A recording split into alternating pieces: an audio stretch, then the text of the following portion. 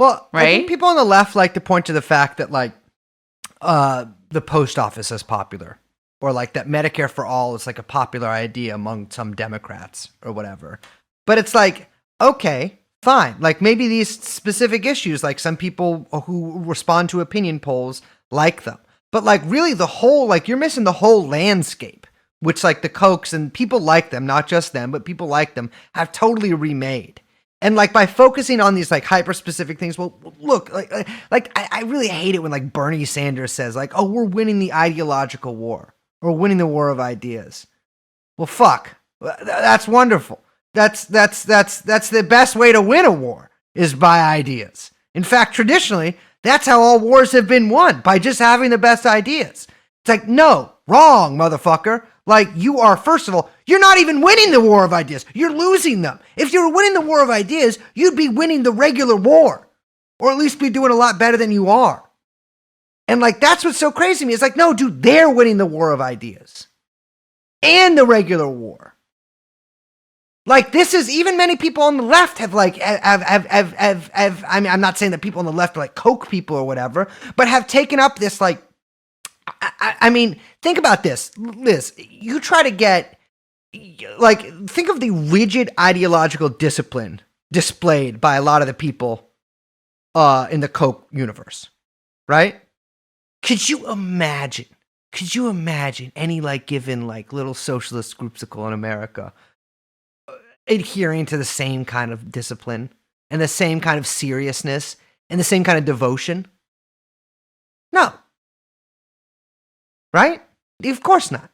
And like, and that's the thing is there's this wrong-headed idea, right? That like, well, because our cause is just, that affords us all of these spiritual back, the angels are at our backs or whatever.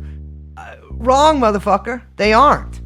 Like, I'm not saying this to be a downer to nobody, but this is plainly obvious what is happening. And like they have cadre. We don't have cadre, if that makes sense to anybody. Like, they have people who are willing.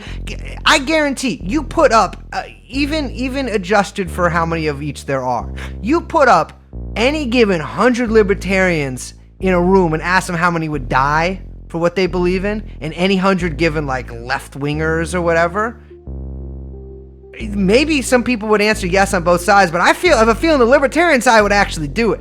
Because if you're a left-winger and you're willing to die for whatever's going on right now, but boy, you must have some really bad depression, right? Because there isn't something to die for, or to live for, whatever, however you want to say it. And like, that's one of the things I think people can't get their heads around, is it doesn't seem real, it doesn't seem serious, and I think it's probably because, like, unlike these other people who have been on the march, on the move, since the 70s, look what happened to the New Left. They even won against the New Left. All the New Left motherfuckers became stockbrokers. Even like those big yippie dudes, one of them literally became a libertarian. Because the seed in that was in there all along. But don't get me started on that. I'm just astounded at this idea that people are like, well, the Bernie campaign was a big loss, but we'll get back on our feet. Like, blah, blah. What are you gonna do next, dude? Are you gonna wait for that? You're gonna wait for President AOC? Fuck off. Get out of here. Not happening. And it's not happening for a variety of reasons, very few of which I'll elaborate here, but you can probably get what's going through my head on that. Actually, I will elaborate some of those. Totally different things going on there. You think AOC would pick your side over the Democratic Party side? Bullshit.